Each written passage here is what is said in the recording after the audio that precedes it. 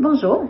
Aujourd'hui, j'aimerais vous dire que Dieu parle encore aujourd'hui, tantôt d'une manière, tantôt d'une autre, et bien souvent, on ne l'entend même pas.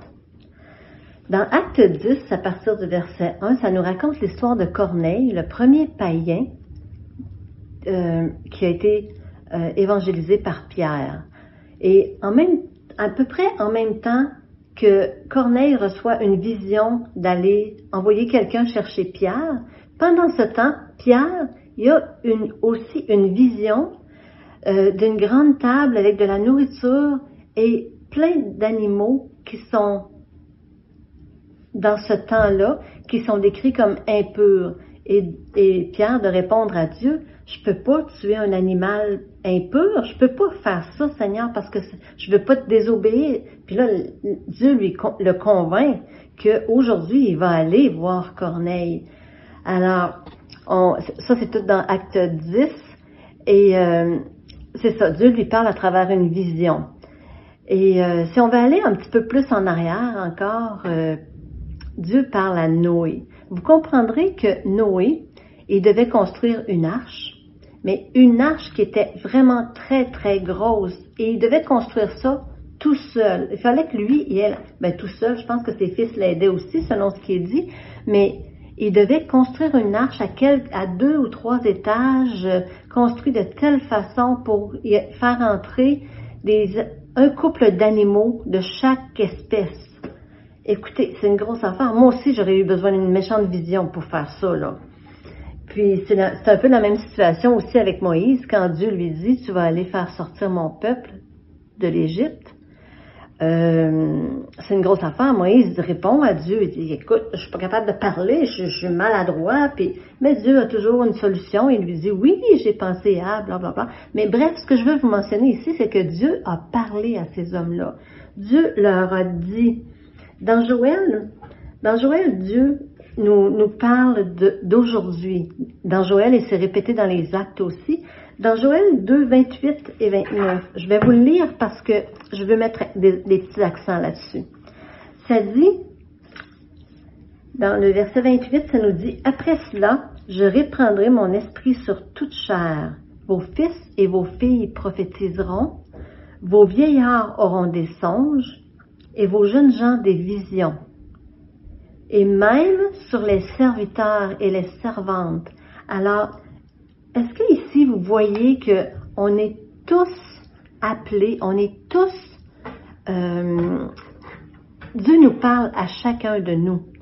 Il n'y en a pas d'exclus. Si vous avez vraiment la foi, si vous croyez vraiment en Dieu, si vous voulez vraiment faire sa volonté, il va se montrer à vous. D'une façon ou d'une autre, il peut se présenter à travers des versets. Ça arrive que des fois, on lit un verset pour la xème fois, puis que ce matin-là, il nous parle. Et il nous parle, ce verset-là. Il est direct pour nous. Je ne l'avais pas vu avant, mais pourtant, j'ai lu ce livre-là dans la parole. J'ai lu ce chapitre-là au moins 5 fois. Puis c'est aujourd'hui qu'il me parle. Ben oui, ça arrive. Ça arrive et c'est voulu comme ça. Il y a aussi des songes. Il y a des rêves. Il y a des visions. Il peut vous parler par l'esprit, ici à l'intérieur. Jésus nous a envoyé son esprit. Alors, son esprit n'est pas là pour rien. Il est là pour nous combler, pour nous remplir et pour nous parler. Il peut aussi nous parler à travers les prophéties dans l'Église ou ailleurs, mais des prophéties. Mais il faut savoir écouter, par exemple. Dieu va toucher votre cœur si quelque chose est pour vous. Vous savez, quand Pierre il a reçu la vision d'aller chez Corneille, il n'était pas en paix avec ça pantoute, là, d'aller voir un non-chrétien, un pharisien.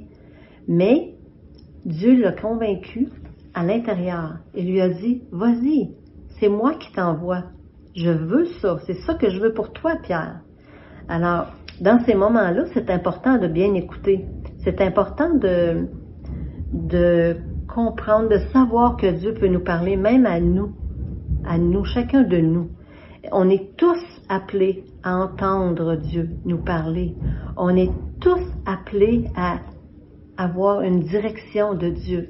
Mais soyons soumis, soyons disponibles Il faut être capable de l'écouter. Il faut être capable d'entendre Dieu. Quelquefois, il faut se taire. Dans nos prières, quelquefois, il faut se taire. Dans nos rêves, quelquefois, il faut être à l'écoute. Parce que quand on se réveille, s'il y a un rêve qu'on se souvient, allons-y. Allons-y, ça veut dire quelque chose. Si on s'en souvient vraiment bien, faut faire quelque chose. Faut prier Dieu avec ça. Quelquefois, Dieu nous parle, puis on n'entend pas. On n'entend vraiment pas. Quelquefois, il va nous envoyer un ami qui va nous discuter de quelque chose, puis dans le quelque chose, par hasard, l'ami qui n'était pas au courant de ça, ah, il me parle de ça, c'est donc drôle. Ah, ben, comment ça, et c'est ça, lui? Ben, des fois, c'est l'esprit qui lui a parlé. Des fois aussi, on veut juste pas y croire. Vous savez, moi, là, à la place de Noé, là, j'aurais peut-être voulu pas y croire. C'est une grosse job, là. Dans le temps de Moïse aussi, là, il aurait pu se faire lapider, il aurait pu se faire bombarder. Aujourd'hui, on dirait qu'il aurait pu se faire lancer des tomates, là. Mais écoutez, il fallait qu'il soit vraiment prêt, là, à suivre.